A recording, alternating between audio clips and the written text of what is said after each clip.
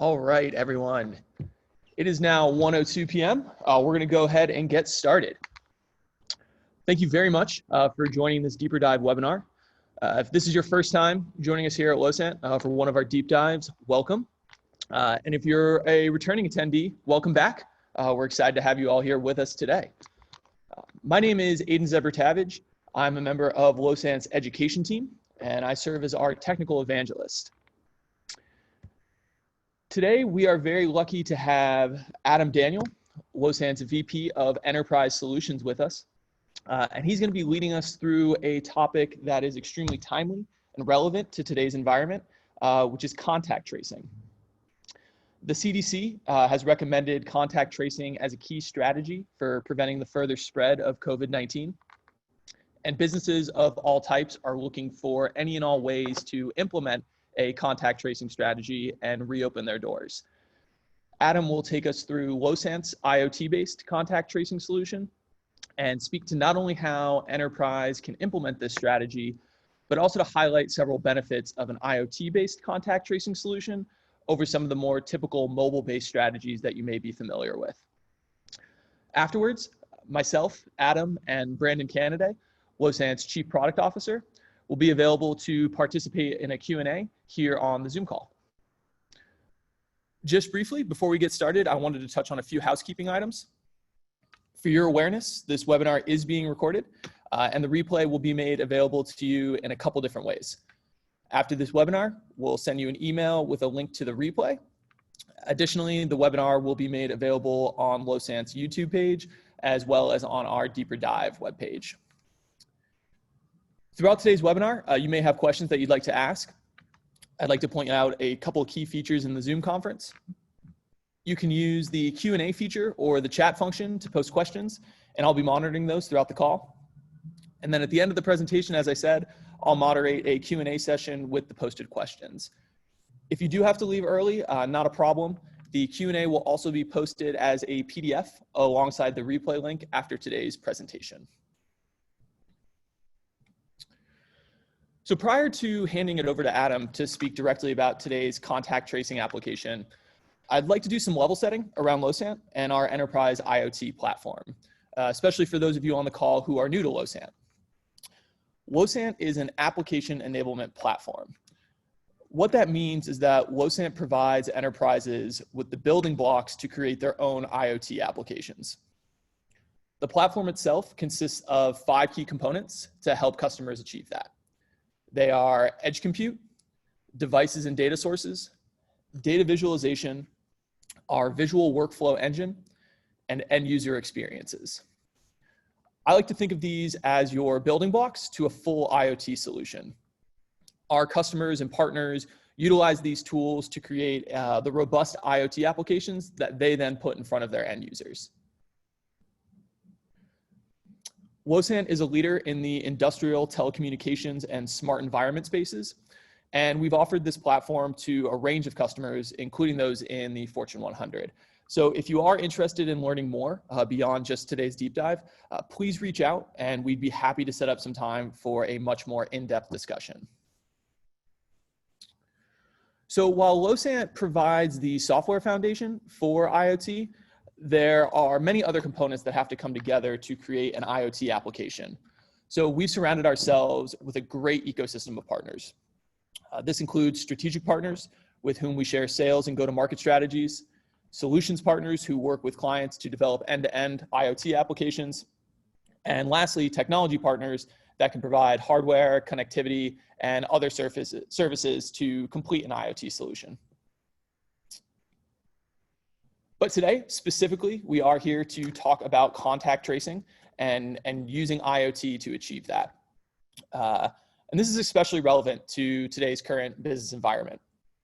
The COVID-19 pandemic has greatly impacted all of our lives and will continue to do so. And enterprise will be challenged to manage their workforce through this pandemic for the foreseeable future. To understand Losant's approach to contact tracing, Adam's going to be taking us through the following. So to start off, obviously, what is contact tracing? We're going to talk about what we're hearing from our customers about contact tracing and some of their concerns. We'll go into a higher level solution overview, talking about Losant's approach to contact tracing, prior to going into that deep dive into the Losant platform and understanding the application itself. And then finally, we'll wrap up with highlighting some of the benefits of our solution over some other strategies. So really with that, I'd like to hand it over to Adam to get the deeper dive underway. At this time, I'll let him share his screen and get started. Great, thanks, Aiden. All right.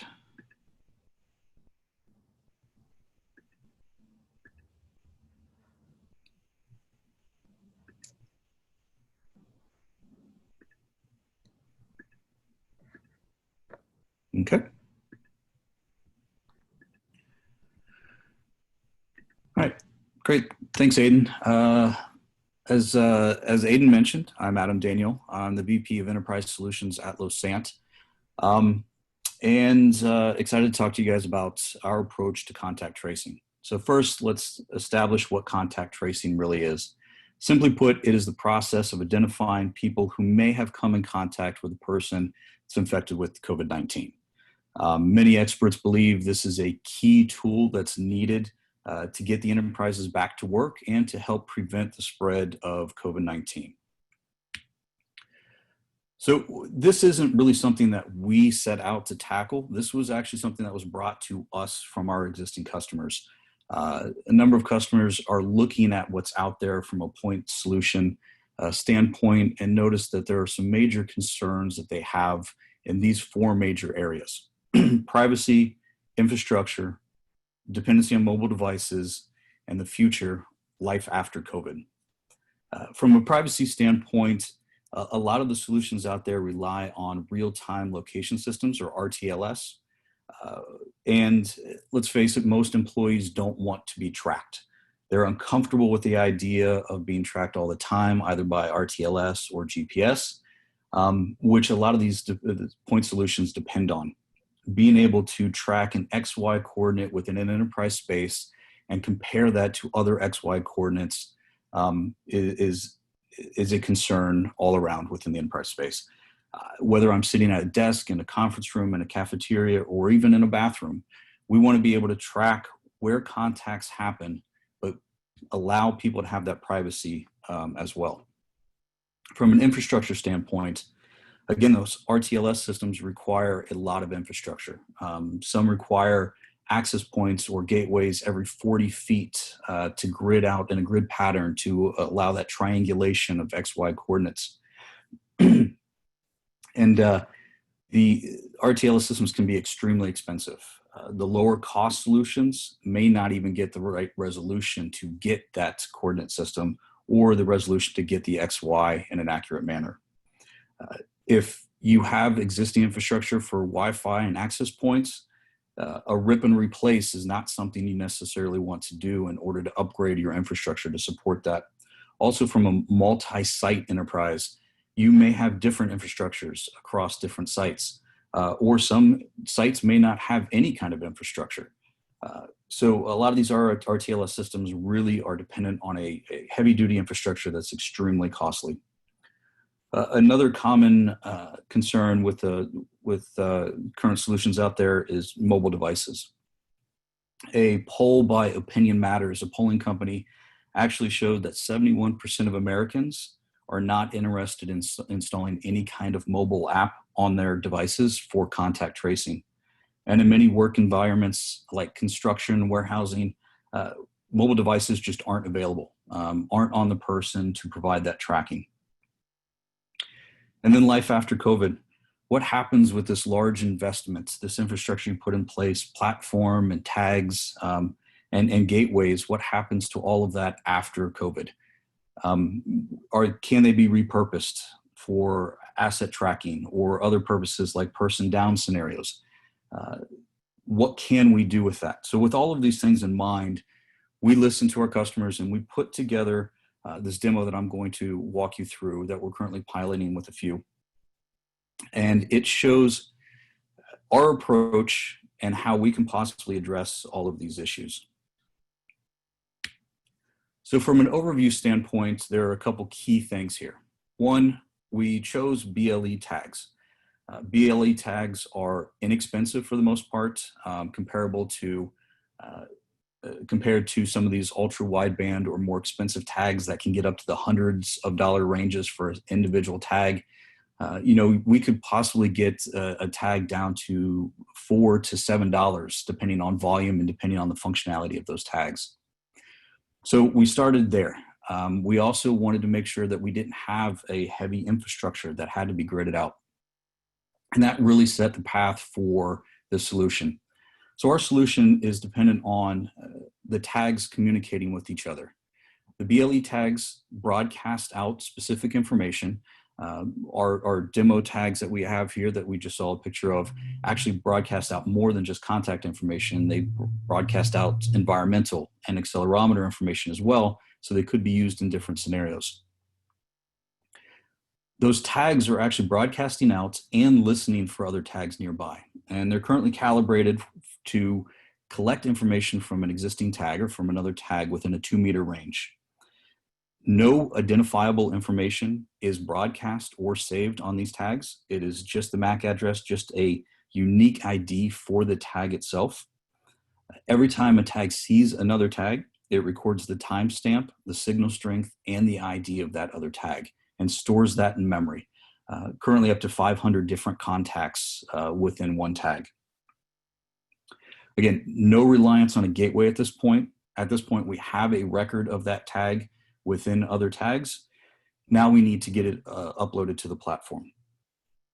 So as, as tags get within range of a gateway, and these gateways can be strategically located, they don't need to blanket an entire environment. So we suggest maybe near an elevator or some kind of area like a cafeteria or vending machines where someone may stand or sit for a few seconds so we can scan the tag and download the contact information from that tag. From there, that information is then sent up to the platform. It's sent as it scans for tags, so we get some environmental information. And then if we notice that the contact count on that tag is greater than 0, a special command is sent from the gateway to the tag to download that information, that contact list, which is then sent to our platform and processed there. Downstream of the process a little bit, we're also running nightly reports using our notebook functionality, where we capture the information, bring it into a notebook, execute some logic around it, and then output a 14-day contact list that can be used either in external systems, or I'll show you an experience that we've created that allows you to search for contacts moving forward.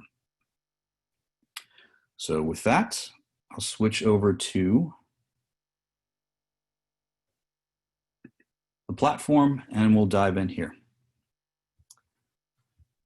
Okay, so if you're familiar with Losant, you know that devices are a key part of our platform. The devices allow us to basically represent physical objects. It's essentially a data model within our time series database.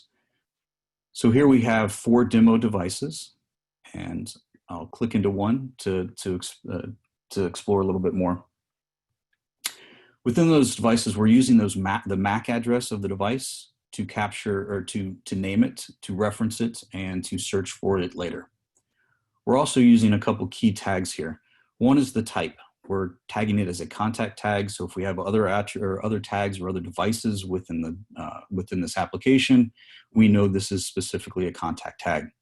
And here's an example of how we could associate an employee ID with a tag. Now, we're not dependent, as I mentioned, privacy is a big concern. So we're not dependent on any employee information being in our platform. We can easily integrate with existing HR systems to bring information in or even to push information out. This is just an example of how you could use device tags to do this association here. Attributes define how we talk to or how we store the information from the devices into our database. Here we've got contact tag, contact MAC, and RSSI, which is also the signal strength. Those are the key pieces of information around contact tracing. but we're also storing environmentals like battery power, transmission power, temperature, humidity, accelerometer. Acceleration could be, as I mentioned, a person down scenario. We could use it. We can detect orientation possibly with an additional gyroscope. We could do a person down scenarios and actually from a security standpoint or safety standpoint, do additional processing of the information. These attributes are stored in our time series database that we can use in notebooks, on dashboards, within workflows to process the information further. Now, obviously, if you're deploying thousands and thousands of tags, you don't want to have to come in here and register every device independently. So that's where device recipes really come in handy. From a recipe standpoint, we've defined a contact tracing tag. And this is essentially a template that we can use to create other tags in the future. So we've predefined some values for tags. We've predefined the attributes here within the recipe. And we can use this recipe in workflows, which I'll actually show, but you can also potentially import a list of tags as well with associated information like employee ID. So if you already had deployed tags and you have MAC addresses with employee IDs or employee information associated with them, you can come in here and say create multiple devices and upload a CSV with that information. And we can see here we have the ability to add an employee ID as a tag right there. We'll come back to device recipes in a second when we're looking at the workflows. All right, so the other key piece here is the workflow. And with our workflow engine, it allows us to easily respond to information coming in and out of the platform. In this case, we're just simply hooking it up to a webhook. To make things easy and to keep this demo simple, we have a webhook that the gateway is communicating directly to. This workflow shows that we're looking for two different paths on this webhook. State is used whenever a gateway scans or sees a tag out there in the field. So an advertisement with specific information in it, like the telemetry data, the environmentals, and the contact count. What we're doing here is we're taking that state information. We're looking up to see if a device exists with the MAC address that's coming in across this post. If the device is found, then we're going down here and we're just doing a little cleanup on the data, removing things like the MAC address because we don't actually want to store that in state. That's being used as the device name instead. If the device is not found, then we skip over here to device create. And you can see down here, we're actually using a recipe to create that device on the fly. We're taking that information and putting it in, creating the address for, based off the MAC, creating the name based off the MAC address, and then creating that device on the fly and saving the state ultimately. From a state standpoint, we're taking that information from the post, passing it straight into our device state node, and then capturing the output right here. So very simple process to register a device on the fly. We don't have to pre-register any tags. It brings the information in and we immediately have telemetry data.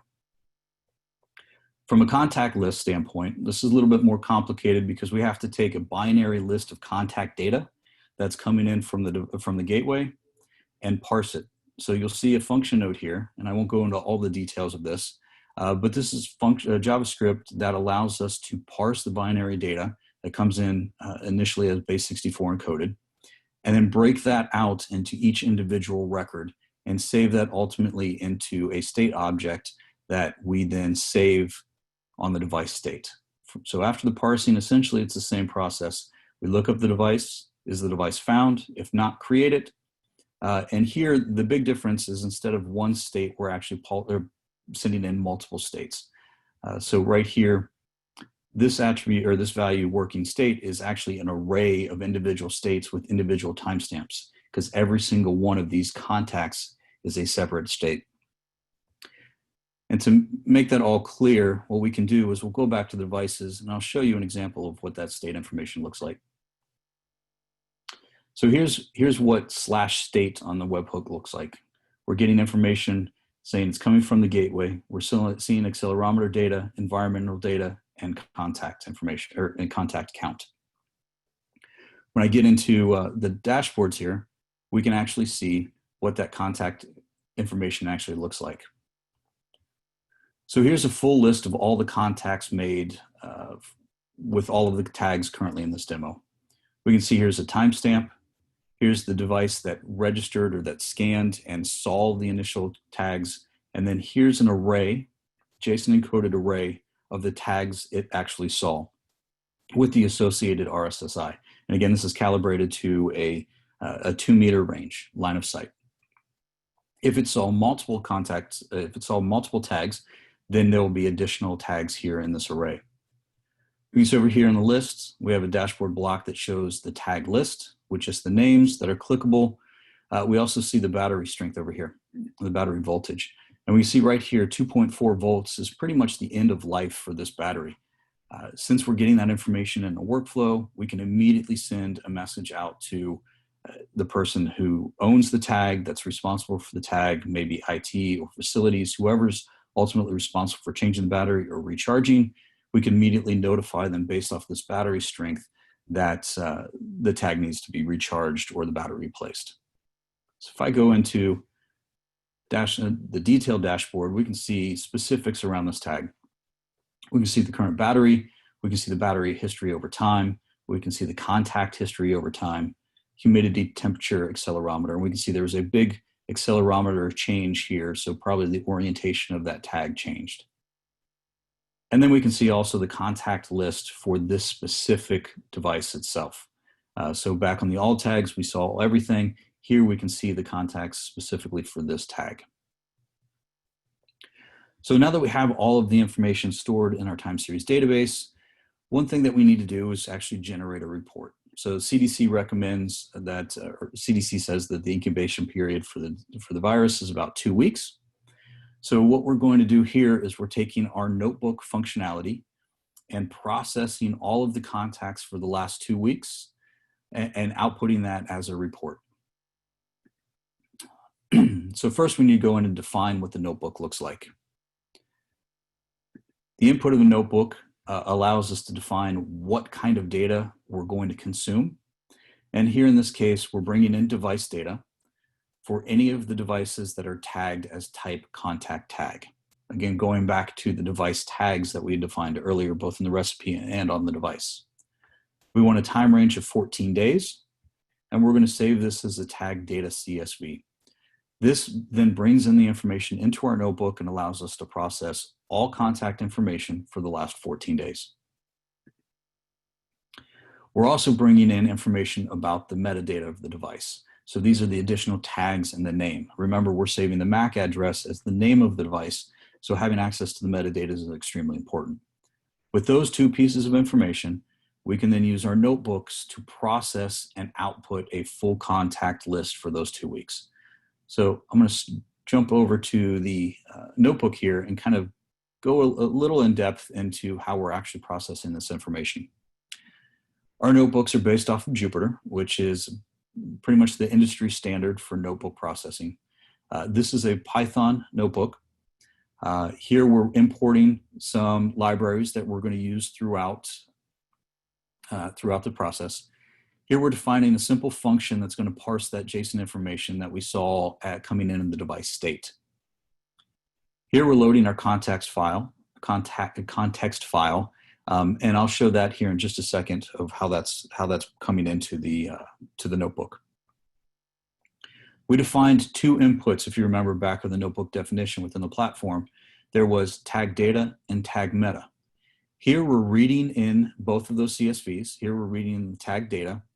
We're defining what columns we're most concerned about. And if we switch over here real quick, we can actually see what that input looks like. So here we have the ID of the device. We have the timestamp associated with this record. We also have other information, acceleration, we have the battery, we have the contact count, humidity, all the environmentals and telemetry data that we saw on the device state. What we're really most concerned about is this column right here, contact MAC address. So we're only going to pull in the ID, which is the device ID, the timestamp, and the contact MAC. And remember that contact MAC is actually JSON. So we're setting up a converter here to parse the JSON in that contact MAC, going back to this definition or function definition right here. Down here, we're actually bringing in the tag meta information, which is the meta information associated with the device itself. And if we skip over here, we can see what that data looks like. Here's the device ID. Here's the name, which again is the MAC address of the tag. We had the employee ID defined as a tag, and we also have the tag type. So here's an example of how we can bring in employee ID and use that within a notebook as well. We're just concerned right now about the ID and the name. Here we're merging the two pieces of information based off the ID. So we're basically combining the name from the meta information with the timestamp and the contact MAC of the telemetry data. Now, as I mentioned before, we're only concerned about the contact MAC fields only. So what we're doing here is filtering out all of the rows that do not contain a MAC address for the contact MAC. This is an interesting piece, the magic of pandas, which is the library that we're using here within the notebook. This function allows us to take a data frame and explode it. So after we've parsed the JSON object, JSON array from the contact MAC, what that gives us is a JSON array within an actual column. What we want to do is explode that out so we get in a unique row for every single one of those items in that array. And the data frame explode allows us to do that. And we'll see that in just a second, how that outputs. Here I'm just doing a little bit of cleanup. So we're renaming some of the columns to MAC2 and MAC1. And then ultimately we're going to drop the device ID column because we don't really need it anymore. And then we're going to reset the indexes so it puts it in a nice order. Here we're just writing the output to a CSV. And ultimately what that report looks like is this. So we can see it's a lot cleaner, a lot easier to understand. We have a simple timestamp, we have a single MAC address, and we have two MAC addresses that ultimately respond or correspond to the contact that was made. All right, so let's go back to our workflows and show how this the notebook actually gets executed. So workflows allow you to respond to the information coming into the platform, but they also allow you to trigger based off of things like timers or notebook executions. So here we have a timer workflow that is set to execute every night at 11:59:59, and it's going to execute or run this notebook and pass in this context. And if we go back to the notebook real quick, we can see that we bring that context in as a JSON file that we read. And all it's doing is passing in the name of the file that we ultimately want to output. And it's contact trace report with a timestamp as a CSV. Here's another trigger that we kept inside this workflow as well that responds to the successful execution of that notebook. Here we're parsing the context, so we're getting that name out of the context. We're getting the URL that was defined, that it's saved file as, and then we're creating an email that sends me nightly at about 12:02, because it takes about 3 minutes for the contact or the report notebook to run. I get an email that says a new contact tracing report is available, and it gives me a URL to that CSV file. So at this point, we've got a URL, or we've got an email with a URL, and then we also have a file that is a CSV saved in files that we can reference and search later on. Here, we could send this CSV to an HR system to merge it potentially with external data.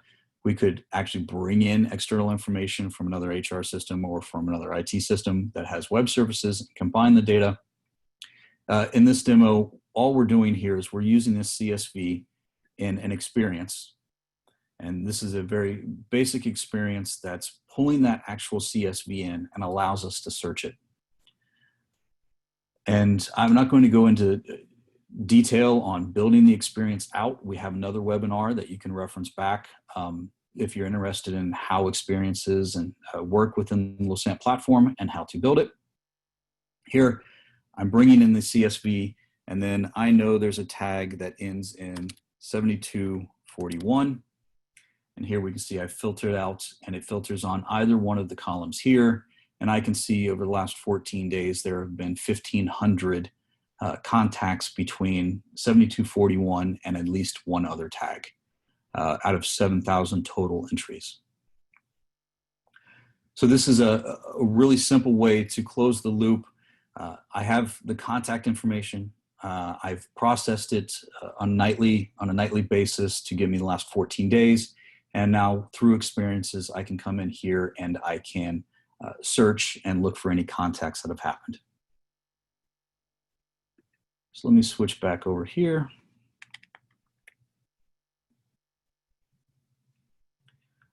All right, now that we've done the walkthrough, I just want to highlight a couple key areas around the benefits. No need for an RTLS infrastructure or mobile apps. Because the tags are communicating directly with each other, we can keep that infrastructure cost down. And as mentioned later in a later bullet here, with strategically placed gateways, we can further reduce the cost of infrastructure. No position information is actually needed or captured. So again, no XY coordinates. Even if the employee were to take the tag home, we're not actively tracking them. We're just looking at the interactions between tags and not in any lat long or XY position. No identifiable information is ever on the tag or transmitted over the network. We're just looking at tag IDs, and then ultimately, whether it's in the platform itself or with an external system, that association can be made. Solution is portable from site to site. If you have employees that go from maybe construction site to office, you have the option of having gateways on both or on just one. The solution would be portable from site to site. Gateway or tags moving from sites can be picked up on a gateway from another site as well. And then depending on the form factor and the tag technology, which I'll also point out that, you know, as a platform, we are hardware agnostic. We are not dependent on any one tag. If the tag can have the custom firmware on it, allowing it to search for other tags nearby, then we'll gladly use it in the solution and get information up to our platform. So all of these tags, the platform and the gateways, are potentially reusable after COVID in a asset tracking solution or any other solution that BLE and gateways and a platform may apply. So with that, I'm going to stop sharing and send it back over to Aiden, and we can do some Q&A.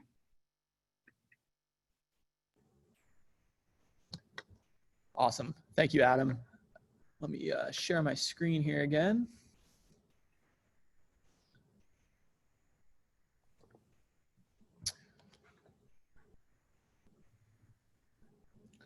So thank you very much for that, Adam.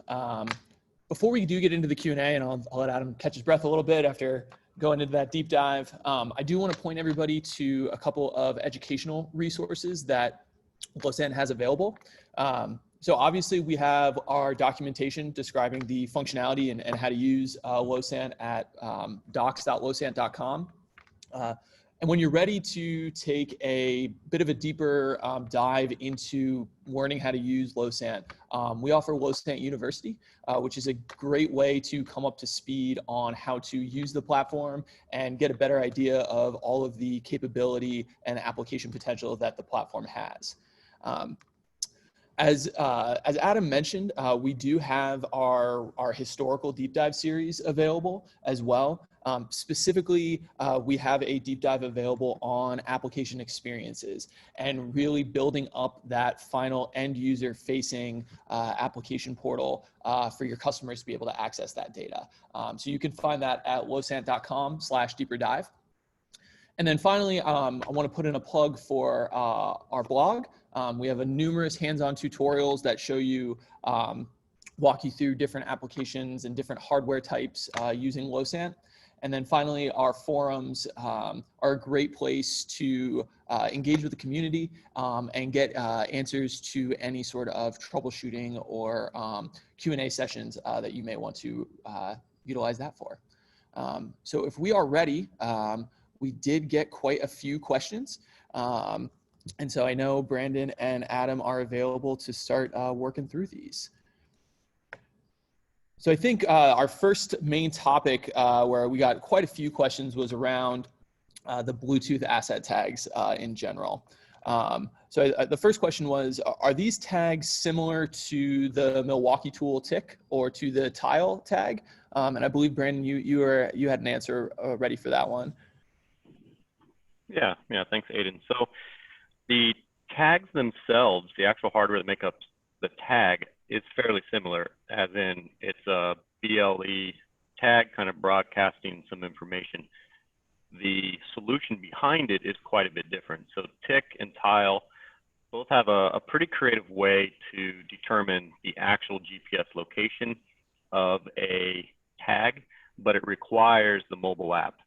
So what Adam was talking about a lot, in this solution, there's no mobile app requirement because we're not really tracking the physical location and GPS coordinates. We just need to know where two tags close to each other. So the tick and the tile both work very similarly. When a mobile phone with one of their apps gets near one of those devices, it kind of remembers that and sends it up to the cloud. So basically anybody anywhere that has this app, regardless of if they own that specific tag or not, will be contributing to the location information. So the tags themselves are similar, but the overall solution on how it's determining location is quite a bit different. Great, thanks, Brandon. And then moving on even deeper into the Bluetooth tags, are we able to support angle of arrival on our Bluetooth tags using Bluetooth 5.0 specifications? And I think specifically getting into how our application maybe differs for some of that, reiterating how our application differs for some of that real-time location tracking. I think, Adam, you might be best suited to answer this one. Sure. Yeah. So let me clarify. We're not reliant or dependent on angle of arrival to do what we've outlined here, but that does not mean the tags can't support it. So our reference tags that we're using for our demo here were just a Ruby tag, which is an open source hardware platform using the Nordic chipset. The custom firmware that we have developed will run on pretty much any Nordic-based tag as well. So if there is a Nordic tag chip out there or tag out there that supports the Bluetooth 5 angle of arrival, which I know there are, then yes, we could absolutely use that tag with this solution as well. Yeah, and this is Brandon. Just to add a little bit, I think this plays very nicely into the after COVID scenario. So although these tags are not being used for angle of arrival now, they're just detecting contacts between two different tags. Once kind of the need for contact tracing is over, you might be sitting on a few thousand of these tags, and that's where, especially Adam was talking about, you can repurpose those to maybe then switch to indoor asset tracking implementation that then can utilize some of that angle of arrival technology for a different use case. And I think continuing on, just to wrap up on some of the hardware questions that we were getting, if we wanted to incorporate other attributes on those Bluetooth tags, specifically we have the question, are they able to capture individuals' temperature and then provide a heat map of the facility? I think what other capability on those asset tags do you maybe foresee in the future? So it depends on the hardware chosen. These tags specifically have temperature, humidity. So you could use, if you combined this with an RTLS to locate the tag, you could essentially do heat maps and humidity maps of your space. So that is possible, especially life after COVID, if that were the use case you wanted to do. From a other tag standpoint, there are manufacturers that are putting like audible, like speakers, buzzers, little vibration motors to get some haptic feedback. I specifically haven't seen one with an integrated body temperature in it yet, but it's absolutely completely capable of doing that as well. So in order to get started then with this application, I mean, would Losant recommend a particular Bluetooth tag or gateway type that our potential customers might look to implement this solution? Right. So right now, what we're doing is with our demo kits and pilots, we're using these Ruby tags. The Ruby tags are easy to get. They're an open source platform. They are customizable at volume. So they're a great tag to get started with. They are a little on the large side. So when you're talking about form factor with people carrying them around, it may not be the perfect form factor, but what we're seeing is that they're a great place to get started. And then once the pilot runs and we see what the use cases are, because every environment is a little bit different. For example, in an enterprise environment, in an office setting, maybe a lanyard or a pendant shape form factor might be right. But in a construction or manufacturing setting, things dangling or hanging from a body could be problematic. So maybe more of a clip-based on a vest or on a belt is a better form factor. Yes, we can absolutely make recommendations for hardware and get you set up with some pilot hardware to test it out and get started, and then kind of evolve the solution over time with you based off of the results of that pilot. Great. And then I think, the last question I think around the actual hardware piece of this before we get into some of the more specific questions we got around workflows and the actual application data that it's producing. It was just this concept of distance on an XY coordinate plane versus being able to track distance in the 3D space. And I'm assuming that this is coming from an application where you might have vertical distance that you have to take into consideration with exposure. So do we have the ability, or do we foresee the ability to be able to track in that 3D space the distance required for detecting contact within two tags? Right. And again, going back to the infrastructure piece, this solution is not dependent on any kind of RTLS. We wanted to keep the infrastructure costs down. That doesn't mean you can't combine this with an RTLS.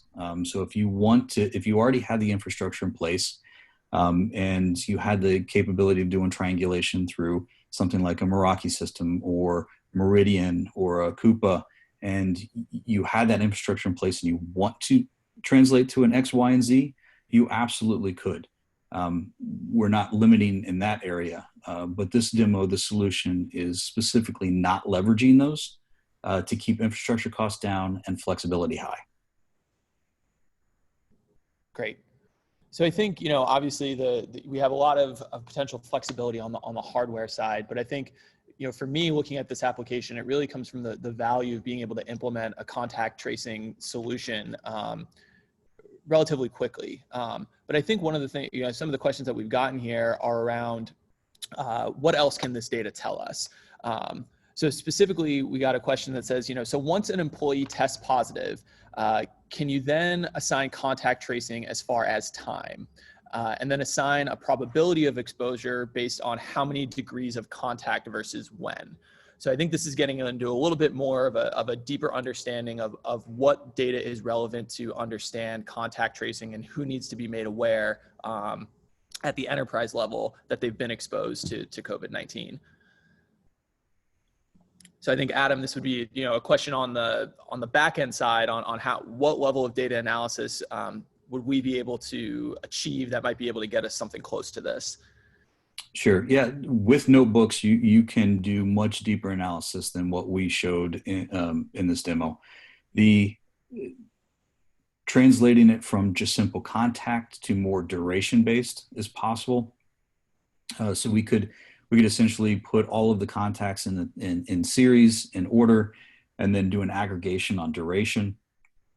That's completely doable within a notebook. We could take the count of contacts combined with the duration And so you could absolutely do some further analysis on that as well. Great. So this is taking another step back into the workflow that you showed. Would all the gateways then be communicating to a single webhook as you had it set up in the demonstration? And I think where this is coming from is in a busy office or in a busy area where you might have multiple gateways. Do we foresee any hindrance where we have that level of communication going on? And really, I guess what this is leading to is how does this really scale to a 1,000 employee operation, 2,000 employee operation? Adam, could you speak to that a little bit, maybe on what we've heard even from the customer side? Sure, absolutely. And Brandon might have some opinion on this as well. So what we're showing in this demo is really simple. So we've created one webhook. We also in the platform have the concept of peripherals and gateways, which is right in line with this scenario as well. So a peripheral, and I encourage you to check out documentation on peripherals and gateways as well. It would be a more scalable solution than just a single webhook, where you essentially have gateways that are authenticated, sending information up to a workflow based off of that. And then all of the tags are just registered as peripherals communicating through the gateway. So that's also another option. But as far as scalability goes, Brandon can probably talk to the concept of one webhook and at full scale as well. Yeah, happy to. So this isn't a bad approach. I think you can have every gateway, dozens, hundreds, all sending to one webhook. The platform does have some safety limits that you might hit, but that's just a matter of contacting us. That just protects us from people doing unexpected things, maybe on accident. But webhooks scale extremely well. So behind the scenes, they trigger workflows, and our workflows scale very well. So I do like Adam's suggestion of the gateway peripheral model. Basically, that allows all of the gateways to directly report that device state on behalf of the peripheral. So you may not have to go through the webhook and then through the workflow kind of layer. However, that pushes a bit of the work back onto the gateway. So that depends on the flexibility or the configurability of your gateway. If it's kind of an off-the-shelf Bluetooth gateway that might just read the data and push it forward, then the webhook and the workflow will work a lot better. But yeah, to directly answer the question, from a platform and scalability side, I don't see any difficulty with all of those gateways with thousands of employees all sending to a single webhook. Great. I think we've got a couple other questions here that have kind of come in back to the asset tags themselves, as well as just a couple questions around complying with some of the standards that we see emerging out in the enterprise space as all enterprise starts to deal with contact tracing and social distancing in this new world. So the first question back on the asset tags, Adam, you mentioned that they were calibrated to within a 2-meter range. Could you speak a little bit more to how exactly that works? And there was a couple questions then on the level of accuracy using those Bluetooth tags. Yep. Yeah. So the tags themselves are consistently transmitting at all of the firmware is all set to a consistent TX power. So we have control over that with the firmware. So right now we are broadcasting at a 4 power actually, and then using some of the firmware logic, we're calculating based off that transmission power and based off the RSSI that we see from the tags, we're roughly translating that to 2 meters. It is, as if you're familiar with BLE at all, it's not a perfect science. And that's why if you're looking at a lot of the TLS systems that don't use, or TLS systems that don't use something like a attack of arrival, you're looking at a 1 meter, 2 meter accuracy. What we're going after here is simplicity, and we're looking at line of sight distance. So if you are 2 meters away from a tag that's mounted on the front of somebody, that's going to be fairly accurate from a line of sight. Obviously, the device or the signal strength will get degraded as it goes through walls or other materials. But if they have a wall between them, we're not so concerned about having an accurate XY. We are just most concerned of the distance between them, and if the fact that there's an obstruction between them is okay.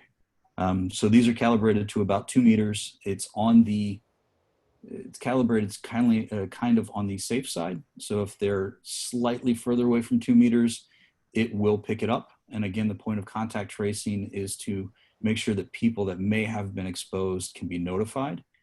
So we're kind of erring on the side of caution here.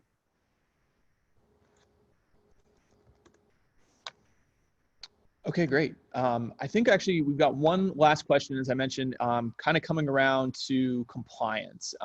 And obviously this is a very rapidly changing space as all organizations learn how to move through this and establishing best practices. But maybe Brandon, could you speak a little bit to Losant's strategy in terms of being maybe compliant with some of the reoccupancy strategies that are being introduced out into the world? Yeah, so I think where Losant helps here is to enable the customers of Losant and solutions like this for themselves to be compliant. So we see a lot of similar solutions arriving in the market around not only contact tracing, but also occupancy monitoring. That's a really good use case for IoT as well. So there is a significant amount of regulation that's out right now where bars, restaurants, and venues have to be, at half capacity or even less. And a lot of that onus is shifted to the business owner that they have to comply to that. And, outside of somebody sitting at the door counting people entering and exiting, there's really not a lot they can do. So contact tracing is one solution that can enable some of these reoccupancy regulations. However, I would certainly investigate what else can IoT and maybe sensor-driven applications might help as well. And counting people coming and going is a very straightforward one that can help a lot of businesses as well. Awesome. And I think that's a great kind of segue here to wrap up our Q&A. We've talked about a ton of information today, not only around contact tracing, but we also just talked about, the capability that Losant can provide to enterprise. So if you do want to connect with us, whether it is about compliance and regulations that are being, you're being asked to comply with, and you want to understand how IoT can help you support those regulations, or you have other questions around applications within your own enterprise and your own site, please reach out to us. You can reach us at hello@losant.com. And we really look forward to helping you figure out, exactly how you can leverage an IoT solution in your given business. I want to thank everybody for your attendance today. I also want to thank Adam and Brandon for their time and their expertise and helping me through this Q&A session. I certainly learned a lot. The Deeper Dive series will be back in August, again with topics around IoT and how IoT fits into the world's landscape. So with that, I will wish everybody a great afternoon. And again, thank you very much for attending.